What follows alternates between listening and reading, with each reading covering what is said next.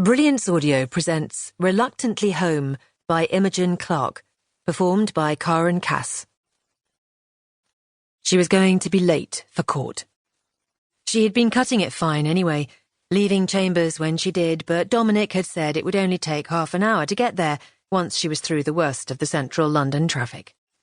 Now, however, she was sitting in a stationary queue of cars, watching the clock on her dashboard click over from minute to minute. She couldn't be late. The judge would crucify her in front of her client. He might even refuse to give her audience, and then she'd end up slinking back to the office with her tail between her legs. She could feel her heart beginning to race, and her chest grew tight as her panic rose. She didn't even know where this court was, or where she could park, and she still had some papers to read before the hearing. The whole thing was a disaster before she'd even begun. What had she been thinking, leaving so late? Then, mercifully, the traffic began to clear, and the stream of cars sped up. She let out a slow breath. The situation might be salvageable. If she didn't hit any more slow patches between here and there, she'd arrive with time to spare. She could feel the tension slip from her neck and shoulders as she relaxed. She began to run through her opening address, speaking it out loud as she drove. Her voice sounded clear and confident. Years of court experience brought with them a certain self-assurance. She was good at what she did. She knew she was. She would win the hearing this morning, and then... She didn't see the boy until he was already on her bonnet, his face distorted first by shock, and then the impact with her windscreen. And then he was gone, rolling away from her and out of sight. Where was he? She was going to run over him as well as knocking him down. Her instincts took over, and she slammed on the brakes, the car shuddering to a stop. The driver behind was surely going to smash into her now. She braced herself for the impact, but it didn't come, the car managing to brake in time. She could see the driver, a woman with silver hair, in her rearview mirror.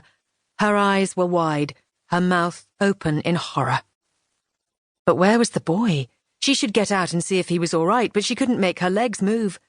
All communications between her brain and her muscles seemed to have been cut. Her breath was coming in short snatches, as if something had sucked all the oxygen out of the car and she couldn't get enough to fill her lungs. Her heart was banging so hard in her chest that she could barely hear anything else. But there was something, a little sound in the distance that she couldn't quite focus on. It was a voice, she worked out. Someone was shouting at her. She tried to concentrate, listen to what they were saying, but it sounded very quiet and far away. "Are you hurt? I'm calling an ambulance. Stay where you are." It was the woman from the car behind, now out on the road next to her window, mobile phone in hand. "Ambulance, please, and police, there's been an accident. A boy, he just ran out into the road. He didn't look. He ran out and a car hit him." "No, I don't know. No, it wasn't my car. It was the car in front of me, but it wasn't her fault. There was nothing she could have done. He just ran out." "Yes, I think so. Hang on." And then the woman was talking to her again through the window, her voice muffled.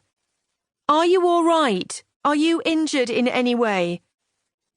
Suddenly she had to get out into the fresh air. The space was too small. She couldn't breathe. She scrabbled for the seatbelt, clicking it loose, and flung the door open, pushing her way out.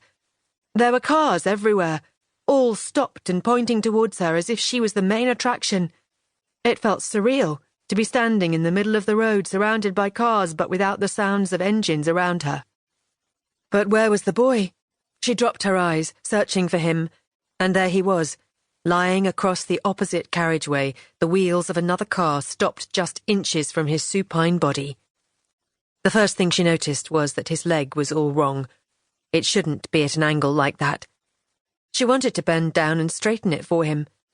And then she saw his face. His eyes were wide open and sightless. That was when she knew, without a shadow of doubt, that he was dead. That she had killed him. And then she woke up.